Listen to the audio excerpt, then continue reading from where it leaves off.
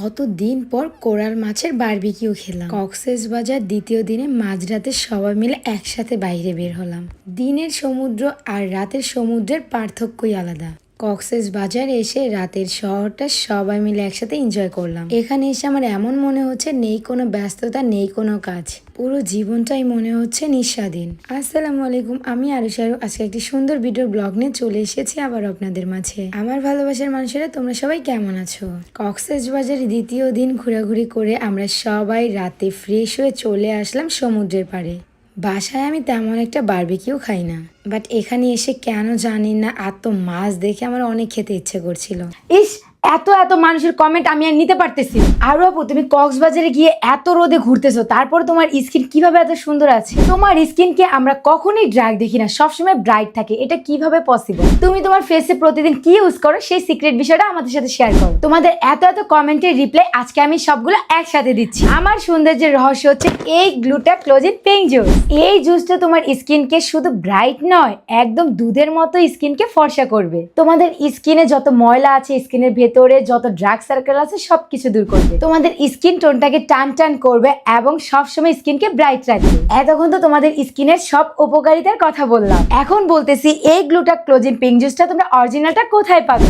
শুধুমাত্র beautiful collection Facebook পেজে 100% কাজ করবে ইনশাল্লাহ। তাড়াতাড়ি ভিজিট করে অর্ডার দিয়ে নিয়ে নাও। তাদের হোয়াটসঅ্যাপ নাম্বারটি হচ্ছে 01642127418। স্যার পাপা আমাকে বলতেছে এখানকার কোরাল মাছের বারবিকিউটা নাকি খুব স্বাদ।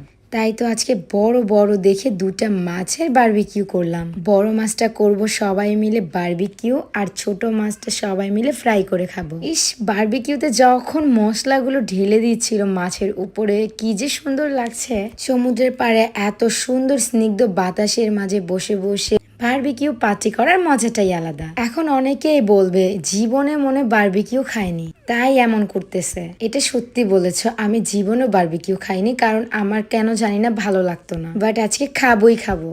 যেহেতু আমি ফুচকা লাভার, টেবিলে বসেই সবার আগে 1 প্লেট ফুচকা অর্ডার করে খেয়ে ফেললাম। আর এখন গরম গরম মালাই চা খাচ্ছি। কক্সবাজারে কিছু কিছু দোকান আছে, সেখানকার মালাই চা গুলা তাদের হাতে এত ভালো হয়। যেমনটা আমরা যে রিসোর্টে উঠেছি, সেই রিসোর্টের নিচে চায়ের দোকানে মামা অনেক সুন্দর করে চা বানিয়ে খাওয়ায়। যতবারই আমাদের উপরে ওঠা বা নিচে নামা হয়, ততবারই আমরা হচ্ছে সেই চাটা খাই। ট্রাস্ট মি গাইস, মাছের বারবিকিউটা সত্যি খুব মজা হয়েছে। সেই সাথে গরম গরম পরোটা চা আছে বলেই জমে গিয়েছে।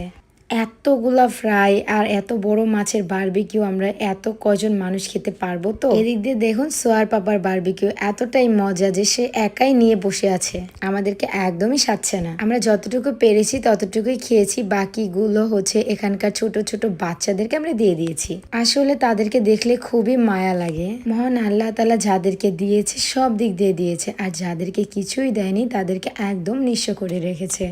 তাদেরকে দেখে না আমার আল্লাহ তাআলার প্রতি আর কোনো অভিযোগ নেই। আলহামদুলিল্লাহ, অনেক ভালো রেখেছে আমাদের। বাই দ্য ওয়ে, সমুদ্রের পাড়ে একটা মামা ঝালমুড়ি বিক্রি করছিল, আর আমি তো দেখে দৌড়ে এসে ঝালমুড়ি খাচ্ছি। বোম্বাই মরিচ দিয়ে কত যে মজা। সেই কুয়াকাটার কথা মনে পড়ে গেল যে আমরা সবাই মিলে একসাথে কতই না ঝালমুড়ি খেয়েছি প্রত্যেক দিন। সমুদ্রের পাড়ে এসে বক্স বাজিয়ে একটু ডান্স করলাম। গান ছাড়লে অটোমেটিক আমরা হচ্ছে ডান্স করা শুরু করে দিই এমনিতেই। গান শুনলেই আমার নাচতে ইচ্ছে করে। তাছাড়া অলমোস্ট রাত 1টার উপরে বাজে। এখন হচ্ছে আমরা সবাই মিলে বাসার উদ্দেশ্যে রওনা দিয়ে দিব। রিসোর্টে ওঠার আগে নিচে বসে সবাই মিলে চা খেয়ে নিলাম। সবাই ভালো থাকবেন, সুস্থ থাকবেন। আল্লাহ হাফেজ, টাটা।